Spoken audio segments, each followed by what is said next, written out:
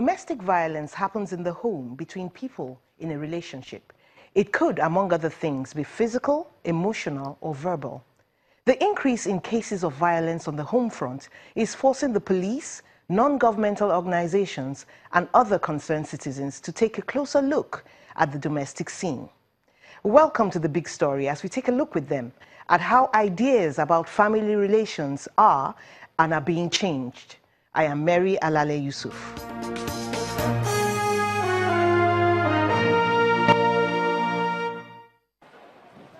Time was when domestic problems were thrown out of police stations and from mediation houses.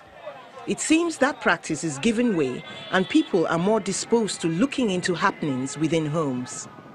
Because you want to control your spouse in the house, you begin to deprive your spouse of some economic power, like maybe she's working and you ensure that you take all the pay she gets, or maybe she's not working and you don't give her enough to be able to cope or survive on you. She has to depend on you, and so that you can control her. That is domestic violence. That particular aspect of violence is difficult to prove.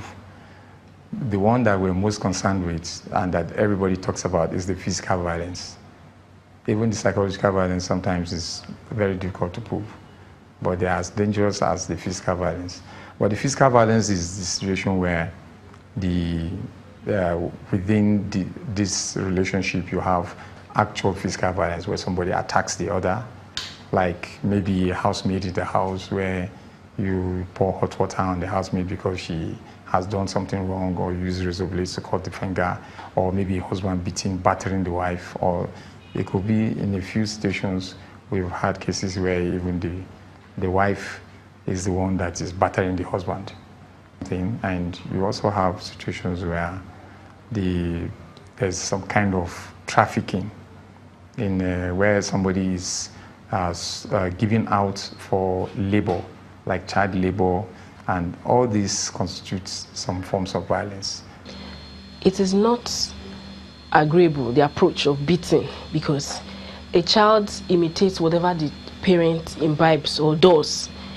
If a parent's method of disciplining a child is beating, the child unconsciously grows to learn whenever he or she is angry to adopt that style unconsciously, because children, they do as I do, not do as I say. They imitate adults, their behaviors more than their words. So when they constantly see a parent hitting them when they're upset or hitting the spouse, when the child becomes angry, upset, unconsciously to them, they start the trend of beating. And when that child grows up, he starts beating his wife at home, or the wife can start beating her children, and the cycle of violence perpetuates. Now, discipline is a broad context, but most Nigerians just believe that the only way to discipline a child is to beat. And unfortunately, it's doing more harm than good in the society. There are different punishment measures. You can deprive a child of privileges. For example, your personality is not bad, but this behavior is not acceptable. For that reason, today, no TV for you, or I'm going to give you timeout. You're going to stay in the toilet. So the child begins to associate the bad behavior with the punishment strategy, and knows that, okay, whenever I do this, whenever I've misbehaved, I'm going to go to the toilet, or whenever I misbehave, I'm not going to have TV daddy, and gradually begins to drop those behaviors. That is much more better than using the harsh approach. The parents, they only act out of anger. Sometimes it's not necessarily because they want the best interest of the child, because they are upset with the child, they are embarrassed, they are angry, and the first way, and also because they also have imbibed it from their parents. They are used to that form of, so unknown to them, unconsciously, they also take it into their next generation, and then when they get upset, the first thing is to start slapping, hitting the child. Who would have thought from the outside that so many school counselors could exist in one place? These people have been charged with the responsibility of listening to the complaints and concerns of their pupils with a view to finding acceptable and sustainable solutions. We have so many cases of abuse at the alarming rate now. Abuse from parents, stepfather, stepmother, colleagues, schoolmates, neighbors, all over. In fact, it's the in thing now, which means the job of counselors has increased. You have more work to do. Child violence is a very wrong act.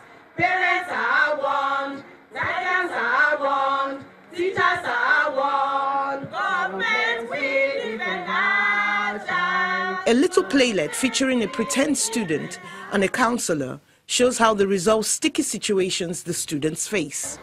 Yes, sir. Tell me, what time do you get to school? Like 9:30, ma. Okay, because of the hawking. Yes, ma. All right. You know what? I know that every child has a responsibility in the home. They should be done when at the right time. That hawking shouldn't be very in the morning before you come to school. And it is not your making.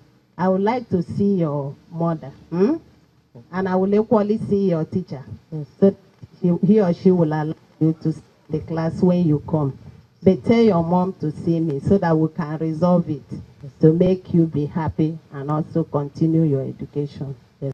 The State Universal Basic Education Board chairman encourages participants to stay abreast of current trends in order to sharpen their skills as counselors. We can only improve on our activities by ensuring that we do not rest on our oars, by ensuring that we do not even we indulge in regular research.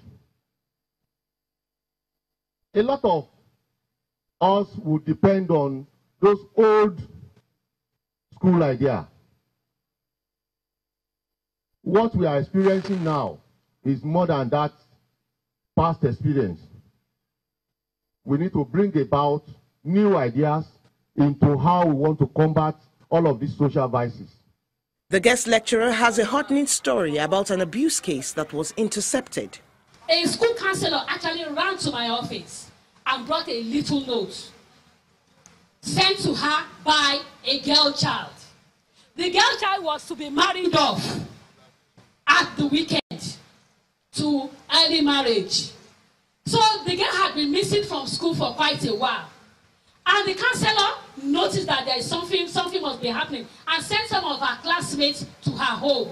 On getting there, the girl quickly scribbled a note to the school counselor and said, "Please, ma, help me. I don't want to be married.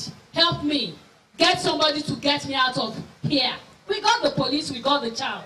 Of course, we went to court over this case, and the state took protective custody of this girl.